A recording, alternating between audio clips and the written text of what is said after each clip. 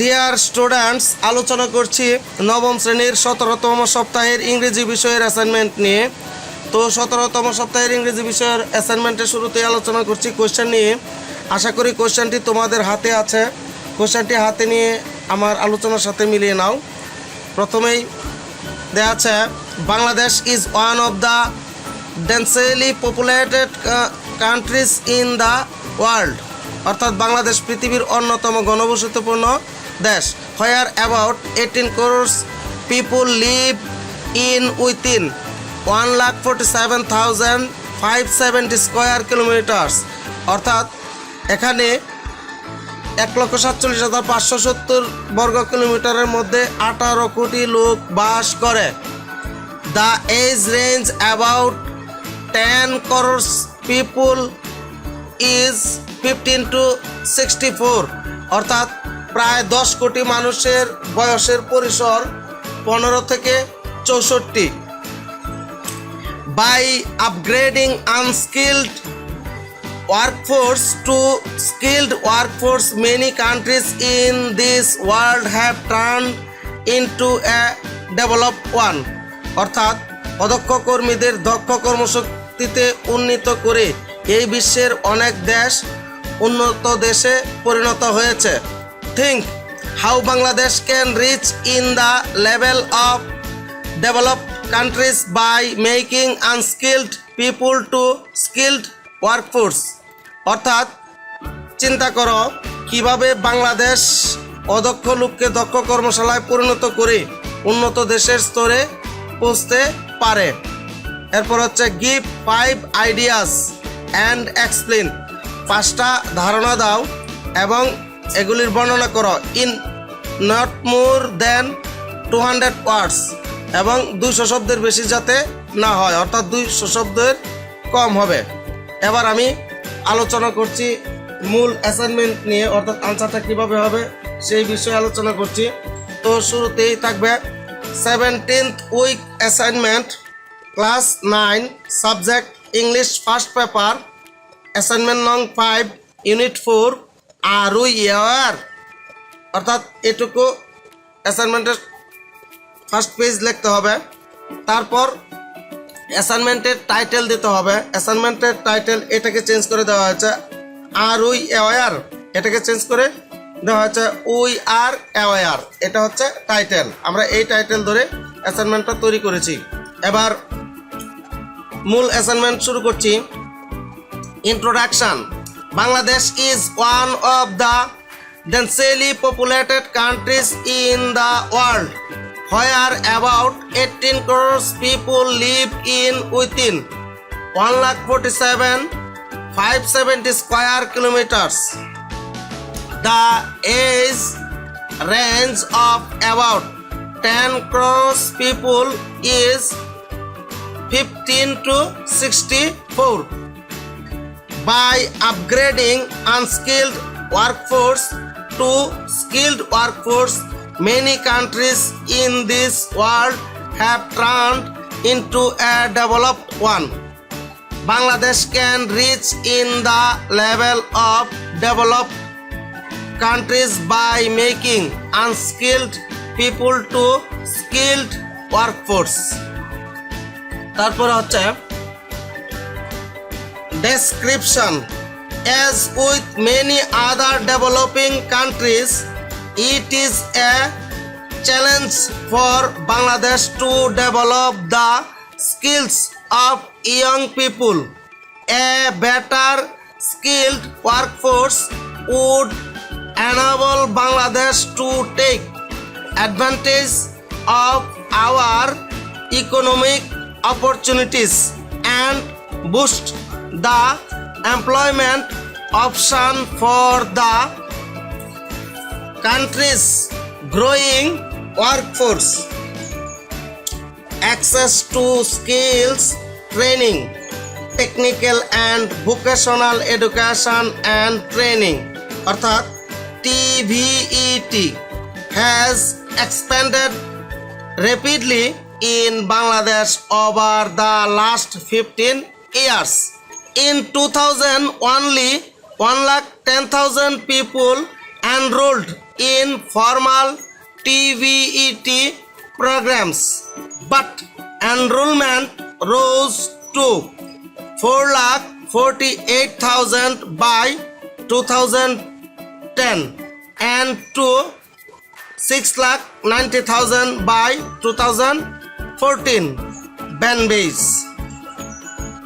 The share of women in TVET enrollment has been and remains low than rural areas. The greater population density in urban areas also means that on average workers will be closer to training facilities, making it cheaper and more convenient for them to obtain training. এরপর হচ্ছে education of the labor force. The labor force as a whole is somewhat better educated than the general population. Overall, 26% of the population has received no education, while a further 30% have only some primary education. BBC 2015.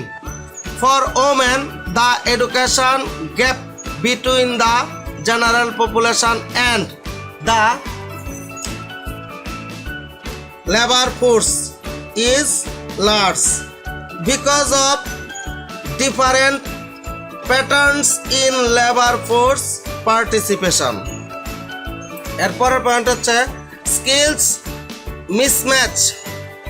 Tawfiq 2014 shows that as many as 62% of young workers may be undereducated for the work they do.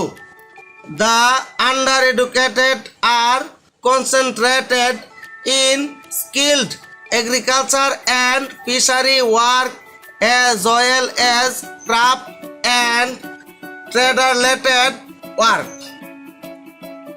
এরপর হচ্ছে returns to education. The returns to education are the extra income that accrues to workers with higher levels of education. It provides valuable information about the supply and demand patterns for skills and education. Returns to education are modest in Bangladesh, likely suggesting a combination of limited demand for current high-skilled jobs and relatively low quality of supply, at least in meeting employers' requirements. এরপরের point হচ্ছে quality of education and skills training. Many industry participants have serious concerns about the basic level of education of their employees. There is substantial evidence that these concerns are not simply the gripping of employers who would always be happy to have better workers. Only 25% of grade 5 students master Bangla and only 33% master mathematics competencies. World Bank 2013 at the grade 8 level competencies in Bangla, English and mathematics are 44% its economy. এরপর conclusion, the education and quality of Bangladesh workforce needs to improve urgently as huge numbers of young people are entering the job market, just as the country is looking to diversify and modernize. এই তো এর মধ্যে আমার আলোচনা এখানে সমাপ্ত হয়েছে। আশা করি তোমরা বুঝতে পেরেছ। এভাবে লিখে তোমরা তোমাদের শ্রেণীর শিক্ষকের কাছে জমা দেবে।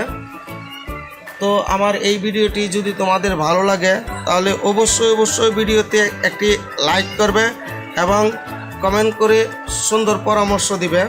পাশাপাশি এই ভিডিওটি দ্বারা যদি উপকৃত হয়ে থাকো তাহলে অবশ্যই ভিডিওটি শেয়ার করে তোমাদের বন্ধুদেরকে উপকৃত হওয়ার সুযোগ করে দিবে এবং আমার পরবর্তী ভিডিও আপলোড করার সাথে সাথে পাওয়ার জন্য অবশ্যই চ্যানেলটিকে সাবস্ক্রাইব করে পাশে থাকা ছোট্ট বেল আইকনটিতে ক্লিক করবে। ধন্যবাদ সকলকে। আসসালামু আলাইকুম।